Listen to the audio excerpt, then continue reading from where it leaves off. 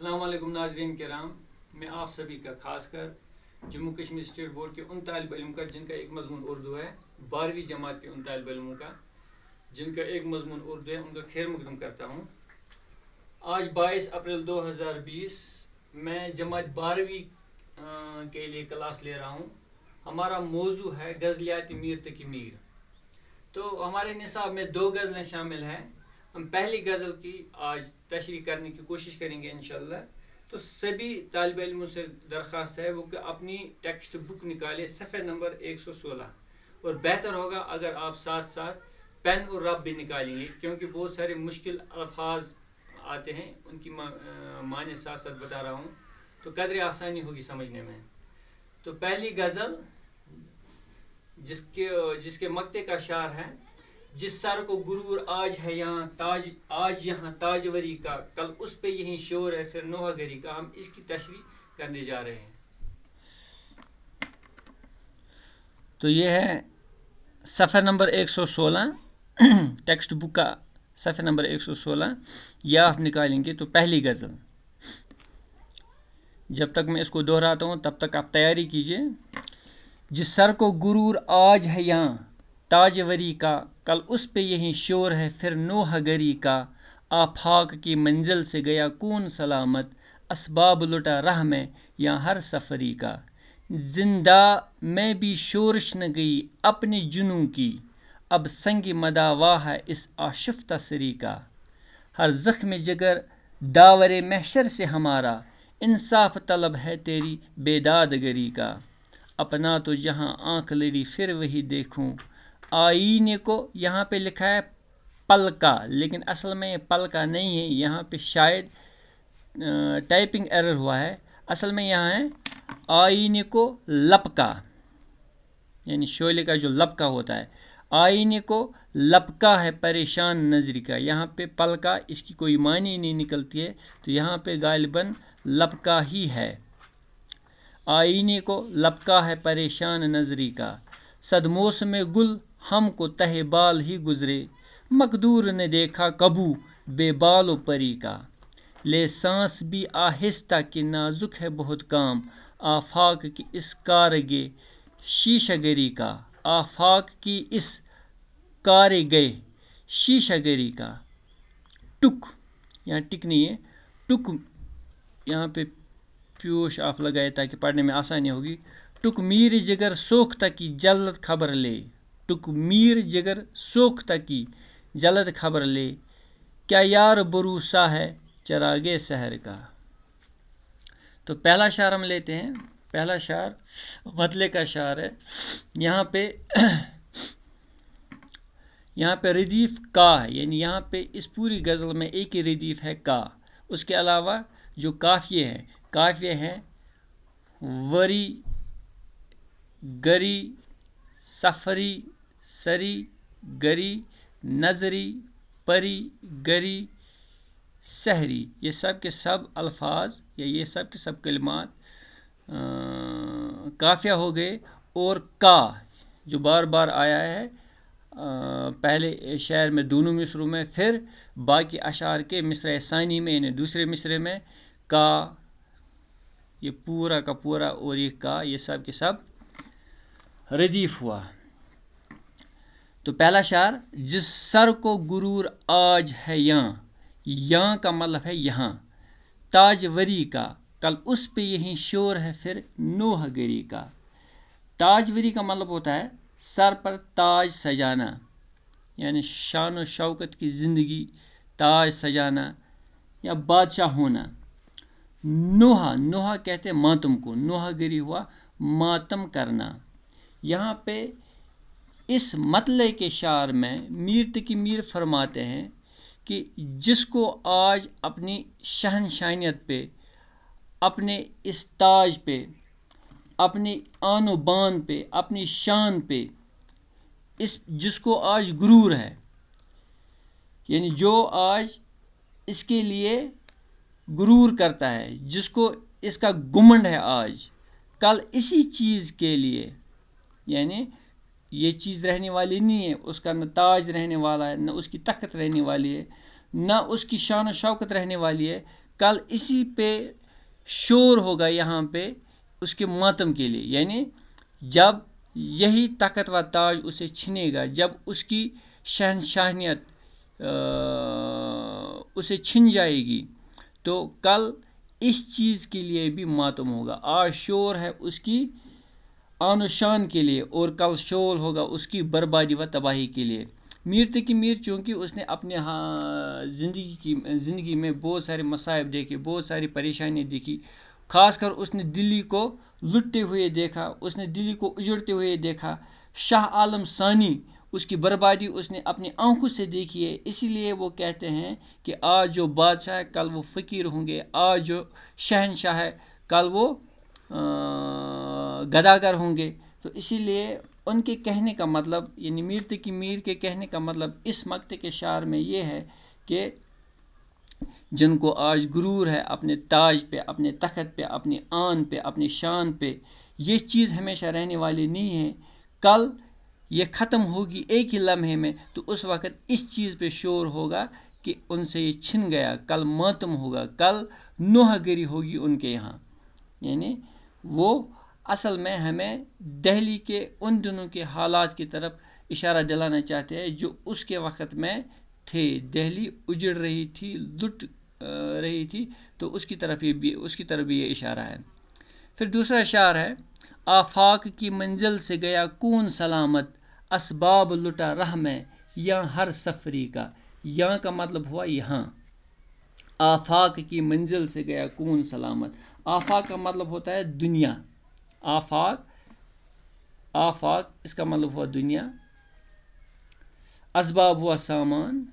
یہاں کا مطلب یہاں. سفری ہوا مسافر، سفر کرنے والا. یعنی اس شعر میں میر تقی میر یہ فرماتے ہیں، دنیا کی حقیقت بیان کرتے ہیں کہ یہاں سے، اس دنیا سے کوئی بھی انسان صحیح سلامت واپس نہیں گیا. ہماری زندگی کا جو سلسلہ ہے اس کو تو کہیں پہ تھمنا ہی ہے. کوئی بھی انسان ایسا نہیں ہے جو صحیح سلامت یہاں سے واپس گیا. کہنے کا مطلب یہ ہے کہ جب انسان کا لاسٹ کا سٹیج آتا ہے، لاسٹ کا دور آتا ہے، ان دنوں انسان کا ہر ایک سامان اسے جواب دے جاتا ہے. یعنی اس کی جوانی ختم ہوتی ہے، اس کا حسن ختم ہوتا ہے، اس کا ذوق ختم ہوتا ہے، اس کی جو سننے کی صلاحیتیں ہوتی ہے وہ آہستہ آہستہ کمزور ہو جاتی ہے. جو اس کی دیکھنے کی صلاحیتیں، یعنی اس کی بینائی جو ہوتی ہے، آنکھوں کی روشنی ہوتی ہے، وہ چلی جاتی ہے. آہستہ آہستہ انسان کی ٹانگیں جواب دیتی ہے، انسان کی زبان جواب دیتی ہے. تو ساتھ ساتھ کوئی بھی جو انسان کے پاس کوئی بھی سامان ہوگا، دنیاوی سامان، وہ اس وقت درکار نہیں آتا ہے، وہ کام نہیں آتا ہے.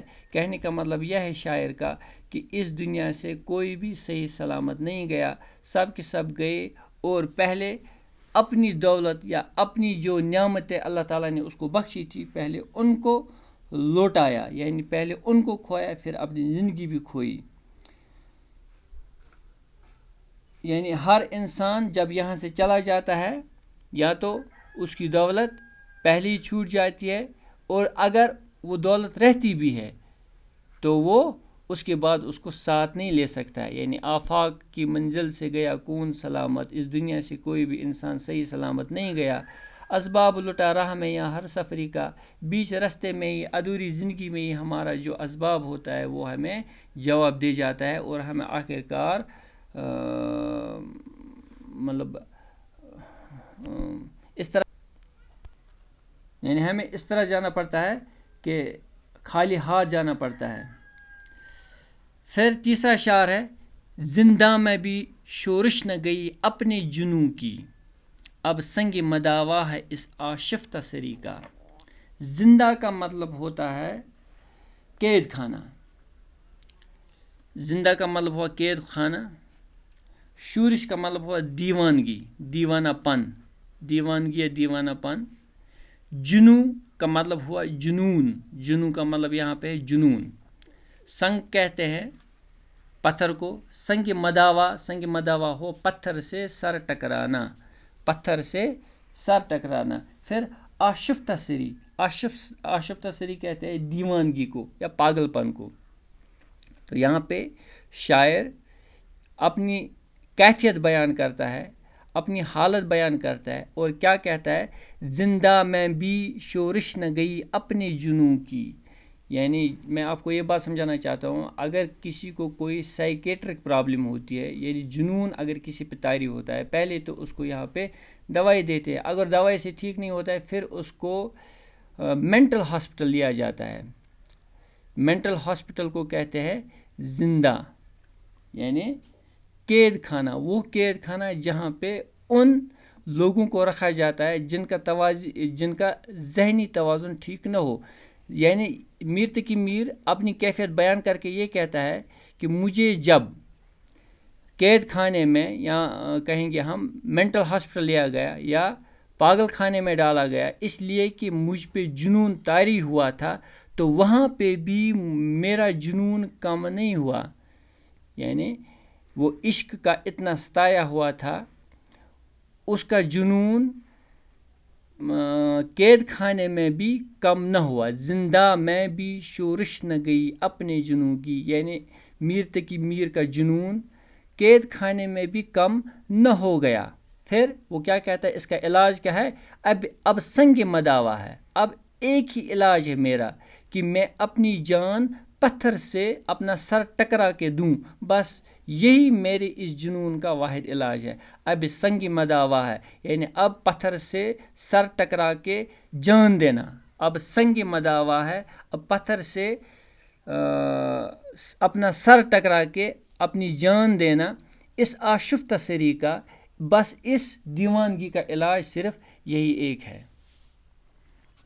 चौथा शेर, हर जख्म जिगर दावरे महशर से हमारा, हर जख्म जिगर दावरे महशर से हमारा, इंसाफ तलब है तेरी बेदादगरी का।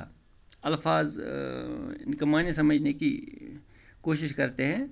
दावर हुआ इंसाफ करने वाला, दावरे महशर हुआ क़यामत के रोज़ इंसाफ करने वाला, वो तो एक ही होंगे अल्लाह ताला। यानी दावरे महशर यहाँ अल्लाह ताला मुराद है, जो क़यामत के दिन इंसाफ का मामला करेंगे, यानी हिसाब किताब के दौरान इंसाफ का मामला करेंगे, यानी दावरे महशर। फिर इंसाफ तलब है तेरी बेदादगरी, बेदादगरी हुआ जुल्म करना, बेइंसाफ़ी। यहाँ पे ये अल्फाज माने दिए गए हैं। ताजवरी बादशाही आफाक दुनिया जहाँ जिंदा कैद खाना, मदावा दवा या इलाज या चारा, आशिफ्ता हुआ परेशान या बदहवास। फिर दावर हुआ हाकिम जज आदिल बादशाह या अल्लाह ताला। फिर बेदादगरी यानी जुल्म या बेइंसाफ़ी, यानी मेरे साथ जो बेइंसाफ़ी हुई है वह बेदादगरी। फिर यहाँ पे मैं समझाने की कोशिश करता हूँ, हर ज़ख्म जिगर दावरे महशर से हमारा, इंसाफ तलब है तेरी बेदादगरी का। यहाँ पे मीर तकी मीर अपने महबूब से, यानी अपने आशिक से, अपने इस दुनियावी इश्क मजाजी का शायर हम इसको ज़्यादा तस्वर करते हैं, तो यहाँ पे हम ये अपने महबूब से ये दावा करता है कि मैं रोज़ महशर के दिन, या मेरे जो दुख है, जो तकलीफ़ें मैंने झेली हैं आपकी तरफ से, या जो मैंने ज़ख्म खाए हैं, मेरे दिल को जो चोटें पहुँची है आपकी तरफ से, कल क़यामत के दिन जिस दिन हिसाब लगेगा, तो वहाँ पे मैं तुम्हारे इस जुल्म का, तुम्हारी इस बेइंसाफ़ी का, मैं इन तमाम चीज़ों का वहाँ पे अल्लाह ताला से इंसाफ तलब करूँगा, इन चीज़ों का जो आपने मेरे साथ किया है। यानी हर ज़ख्म जिगर दावरे महशर से हमारा, मेरे दिल का हर एक ज़ख्म, मेरे दिल के हर एक ठेस जो तुमने पहुँचाई मुझे, मैं क़यामत के दिन उनकी शिकायत करूँगा अल्लाह ताला से, और वहाँ पे आपसे मतलब आपको सज़ा दिलवाने की कोशिश करूँगा। यानी अल्लाह ताला से शिकायत करके वहाँ पे वे इंसाफ चाहूँगा कि जो सितम और जुल्म तुमने मुझ पे ढाए हैं दुनिया में, उनका मैं हिसाब वहाँ पे मांगूँगा अल्लाह ताला से क़यामत के दिन। फिर पांचवा शेर, اپنی تو جہاں آنکھ لڑی پھر وہی دیکھوں، اپنی تو جہاں آنکھ لڑی پھر وہی دیکھوں، آئینے کو، یہاں پلکا نہیں ہے، یہاں پہ میں نے بولا کہ پلکے کا کوئی مطلب ہی نہیں نکلتا ہے، آئینے کو لپکا ہے پریشان نظری کا، آئینے کو لپکا ہے پریشان نظری کا، یہاں پہ اپنی تو جہاں آنکھ لڑی پھر وہی دیکھوں، آئینے کو لپکا ہے پریشان نظری کا، یعنی یہاں پہ شاعر اپنے محبوب سے مخاطب ہو کر کہتا ہے کہ اپنی تو جہاں آنکھ لڑی پھر وہی دیکھوں، میں نے تمہیں ایک بار دیکھا، میں بار بار تمہیں دیکھنا چاہتا ہوں، یعنی جہاں پہ میری نظر پڑتی ہے میں بار بار وہیں دیکھنا پسند کرتا ہوں یا دیکھنا چاہتا ہوں، مطلب کہ اے محبوب تم میرے لیے اتنا معنی رکھتے ہو کہ میں تمہیں بار بار دیکھنا چاہتا ہوں، میں تمہیں دیکھنے کی آس رکھتا ہوں، تمنا کرتا ہوں، آئینے کو لپکا ہے پریشان نظری کا، تم آئینے کو اپنا چہرہ دکھاتے ہو جو نہ تمہیں اچھا کہہ سکتا ہے نہ برا کہہ سکتا ہے، اس کے پاس تو کوئی دل بھی نہیں ہے، صرف آنکھ، مطلب آئینہ جو ہے یہ دیکھنے کی ایک قسم کی وہ کیا کہتے ہیں مشین ہے، یعنی اس کو تمہارے احساسات کا، جذبات کی کوئی قدر نہیں ہے، وہ قدر مجھے ہے، میں تمہارا قدرداں ہوں، آئینے کو لپکا ہے پریشان نظری کا، تم آئینے کو اپنا چہرہ دکھاتے ہو بار بار،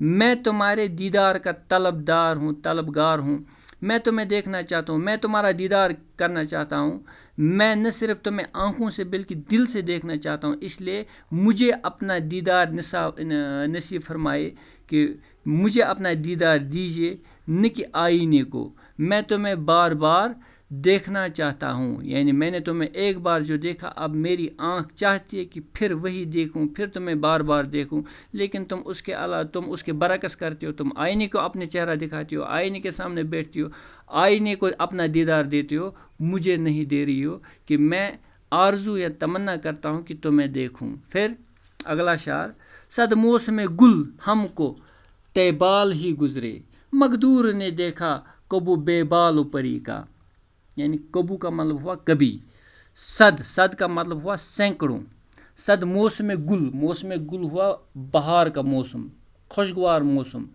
یعنی خوشیاں ہی خوشیاں، صد موسم گل ہم کو تے بال ہی گزرے،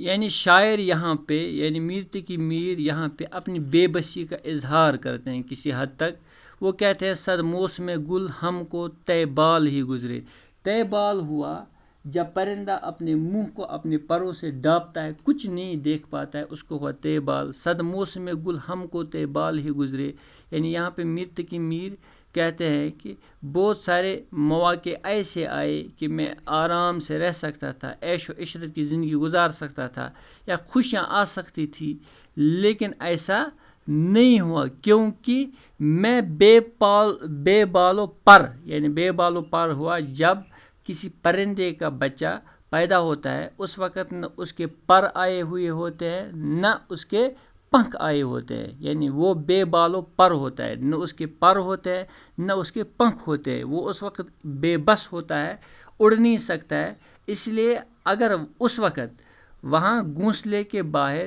کتنی بھی بہاریں کیوں نہ ہو، وہ ان کو دیکھنے سے قاصر رہتا ہے، وہ ان کو دیکھ نہیں پاتا ہے۔ یہاں پہ بھی میر تقی میر اپنی لاچارگی کا اظہار کرتے ہوئے کہتا ہے کہ بہت سارے خوشگوار موسم آئے، بہت ساری خوشیوں کے مواقع آئے، بہت ساری یعنی ایسی چیزیں آئے ہیں جن سے وہ لطف اندوز ہو سکتا تھا، لیکن وہ ان کا لطف نہیں اٹھا سکتا تھا کیونکہ اس کے پاس وہ مقدور ہوا قوت، اس کے پاس اتنی قوت نہیں تھی، وہ کسی نہ کسی طرح ان عیش و عشرت کا، ان خوشیوں کا لطف نہیں اٹھا سکا، یعنی ان خوشیوں میں وہ شامل نہیں ہو سکا، کسی نہ کسی طرح وہ پریشان حال ان دنوں بھی تھا اور اس طرح وہ قاصر رہا، ان بہت سارے جو مطلب موسم بہار آئے اس کی زندگی میں، ان سے لطف اندوز ہونے میں وہ قاصر رہا، صد موسم گل ہم کو تے بال ہی گزرے، مقدور نے دیکھا کبو بے بال و پری کا۔ پھر اگلا شعر ہے، لے سانس بھی آہستہ کہ نازک ہے بہت کام، آفاق اس کارگے شیشہ گری کا، لے سانس بھی آہستہ کہ نازک ہے بہت کام. کوئی مشکل الفاظ نہیں ہے. آفاق کی اس کارگے، کارگے ہوا کارخانہ، شیشہ گری ہوا شیشے کا کارخانہ. آفاق دنیا کا مطلب ہوتا ہے، آفاق کا مطلب ہوتا ہے دنیا. یعنی لے سانس بھی آہستہ کہ نازک ہے بہت کام. یہاں پہ میر تکی میر ہر انسان سے مخاطب ہے اور یہ کہنا چاہتا ہے کہ اے دنیا والو، اس دنیا میں رہنا بہت ہی مشکل کام ہے، بہت ہی نازک کام ہے، بہت ہی کٹھن کام ہے. دنیا میں رہنا، پھر تمام معاملات میں اتر جانا، یہ سمجھو ایسا ہے جیسے دوداری تلوار کے اوپر سے چلنا. یعنی لے سانس بھی آہستہ، نازک ہے بہت کام. یعنی یہاں پہ ہمیں پھونک پھونک کے قدم رکھنا چاہیے، سوچ سمجھ کے اپنی زندگی گزر کرنی چاہیے. بہت مشکل ہے دنیا میں زندگی گزارنا. آفاق کی اس کارگے شیشہ گری کا، یعنی یہ جو دنیا ہے، دنیا سمجھو کوئی عام فیکٹری نہیں ہے، بلکہ شیشے کی فیکٹری ہے. شیشے کی چیزیں تیار کرنے کی جگہ ہے. کہنے کا مطلب یہ ہے، یہاں اس نے اس دنیا کو، یعنی میر تقی میر نے دنیا کو شیشے کے کارخانے کے ساتھ تشبیہ دی ہے. وہ اس لیے دی ہے کیونکہ جہاں پہ شیشے کی چیزیں تیار کی جاتی ہے، وہاں پہ جتنے بھی کاریگر ہوتے ہیں، جتنے بھی مزدور ہوتے ہیں، جتنے بھی کام کرنے والے ہوتے ہیں، ان کو بڑی ہوشیاری سے وہاں پہ کام کرنا پڑتا ہے. وہاں پہ ان کو بڑی ہی دھیان سے کام کرنا پڑتا ہے. کوئی لاپرواہی نہیں ہونی چاہیے، کوئی چوک نہیں ہونی چاہیے، کیونکہ معمولی لاپرواہی سے بھی بڑے سے بڑا نقصان ہو سکتا ہے یا ان کو خود نقصان پہنچ سکتا ہے. میں آپ کو سمجھاتا ہوں، جب شیشے کی چیزیں بنتی ہے، وہاں پہ شیشے کو جب پگھلایا جاتا ہے تو وہاں پہ پھونک کے ذریعے ان کو مطلب مختلف شیپ دی جاتی ہے تاکہ وہ چیزیں بنی. یعنی ہوا بھر کے اس پگھلے ہوئے شیشے سے چیزیں بنائی جاتی ہے. اگر وہ پھونک زیادہ ہو جائے گی تو چیز نہیں بنے گی. اگر وہ کم ہو جائے گی، وہاں پہ بھی مطلب چیز بننے میں جو مطلب درکار چیز ہوگی وہ بننے میں مشکلات ہوں گے. کہنے کا مطلب یہ ہے کہ یہاں دنیا میں زندہ رہنا بہت ہی مشکل ہے. یعنی آرام سے زندگی گزارنا بہت ہی مشکل ہے. ہمیں کیا چاہیے کہ یہاں پہ مطلب بڑے ہی دھیان سے زندگی ہمیں گزارنی چاہیے. تھوڑی سی غلطی ہمیں بڑے خسارے میں ڈال سکتی ہے. اس دنیا کو میر تقی میر نے شیشے کے کارخانے سے تشبیہ دی ہے کیونکہ وہاں پہ بھی بڑی نازکی سے ہمیں کام کرنا پڑتا ہے. اور اس دنیا میں رہنے کے لیے ہمیں بہت طریقوں سے مطلب کہیں پہ جذبات کا خیال رکھنا ہے، کہیں پہ احساسات کا خیال رکھنا ہے، کہیں پہ باقیوں کی قدروں کا خیال رکھنا ہے. اور ان سبوں کو بیلنس کر کے ہمیں اپنی زندگی گزارنی چاہیے. اور اگر انسان سوچ سمجھ کر اس دنیا میں زندگی گزارتا ہے، تبھی تو انسان کی جو شب و روز ہے، یعنی وہ روزمرہ کی جو زندگی ہے، وہ بخیر عافیت سے گزر جائیں گی. پھر آخری شعر جس میں میر تقی میر نے اپنا تخلص استعمال کیا ہے، وہ غزل کا وہ آخری شعر جس میں شاعر اپنا تخلص بیان کرے، اس شعر کو مقطع کا شعر کہتے ہیں. تو یہاں پہ ٹک میر جگر سوختہ کی جلد خبر لے، کیا یار بروسا ہے چراغے سحر کا. ٹک کا مطلب ہوتا ہے ذرا، ٹک کا مطلب ہوا ذرا. میر جگر سوختہ ہوا دل جلا، یعنی وہ انسان جس کا دل ٹوٹا ہو کسی وجہ سے. چونکہ یہاں پہ اس پوری غزل میں ہمیں عشق مزاجی کا اشارہ ملتا ہے، تو یہاں پہ ظاہر سی بات ہے میر تقی میر کا دل بھی شاید اس کے یار کی بے وفائی سے ٹوٹا ہے. یعنی اب یہاں پہ میر بھی ایک دل جلا ہے، جگر سوختہ یعنی دل جلا ہے. اب یہ کہتا ہے ٹک میر جگر سوختہ کی جلد خبر لے، یعنی اپنے محبوب سے، اپنے یار سے یہ میر تقی میر مخاطب ہو کر کہتا ہے اے میرے محبوب اب تم کیا سوچتے ہو، تم جلدی سے جلدی، یعنی اب تم میری خبر لو، یعنی میں دل جلا ہوں، میری خبر لو، کیا یار بھروسہ ہے چراغ سحری کا۔ چراغ سحری ہوا صبح کا وقت، جیسے ہم کہتے ہیں عام طور میں، اور پھر عام میں بھی ہم کہتے ہیں سحر کا وقت، یعنی رات ختم ہونے والی ہوتی ہے، دن شروع ہونے والا ہوتا ہے، تو سحری کا وقت ہم اسی کو کہتے ہیں۔ کیا یار بھروسہ ہے چراغ سحری کا۔ چراغ سحری ہم اس وقت کو کہتے ہیں جو ٹلنے والا ہو، جو ختم ہونے والا ہو، یعنی جو ہی سحر کا وقت ہوتا ہے تو ہم چراغ بجھاتے ہیں، یا چراغ میں خود بخود ایندھن ختم ہوتا ہے تو اس وقت چراغ خود بخود بجھ جاتا ہے۔ تو یہاں پہ میر تقی میر اپنے یار سے، اپنے اس عاشق، اس محبوب سے مخاطب ہو کر کہتا ہے کہ اے میرے محبوب میں تمہاری جدائی میں ختم ہو چکا ہوں، یعنی میرا جو جگر ہے، میرا جو دل ہے تمہاری جدائی میں ختم ہو چکا ہے، جل چکا ہے، میں جدائی کے بہت سارے صدمے اٹھا چکا ہوں، اب میں تم سے التجا کرتا ہوں، بس میں کچھ دنوں کا مہمان ہوں، میں کچھ دنوں جینے والا ہوں، کیا بھروسہ ہے کہ میں موت کا سامنا کب کروں، اب میں تم سے التجا کرتا ہوں، تم مجھے دیکھنے کے لیے کم سے کم ایک بار آؤ۔ یعنی اپنے یار سے التجا، اپنے اس محبوب سے التجا کرتا ہے کہ اب تم مجھے جلد از جلد ملنے آؤ، میرے آخری ایام چل رہے ہیں، اب تم مجھے میرے ساتھ ملنے آؤ اور مجھے ایک دیدار، ایک ملاقات نصیب ہو جائے۔ تو میر تقی میر کی یہ غزل یہاں پہ مکمل ہوتی ہے۔ میں چاہتا ہوں کہ آپ تمام جو جتنے بھی ہم ویڈیو اپلوڈ کرتے ہیں یا ہم آن لائن کلاسز دیتے ہیں ان کو آپ دیکھیں، کیونکہ انہی ویڈیوز میں ہی ہم یہ آپ کو جو نوٹ ہے وہ آپ مطلب الگ سے پرووائڈ نہیں کریں گے، میں آپ کو وہ تمام کے تمام نوٹ انہی ویڈیوز کے ذریعے مہیا کروں گا۔ تو آپ کوشش یہ کریں گے کہ آپ یہ تمام کے تمام ویڈیوز مسلسل دیکھتے رہیں گے۔ انشاءاللہ اگلی ویڈیو میں آپ سے ملاقات ہوگی۔ باقی وسلام۔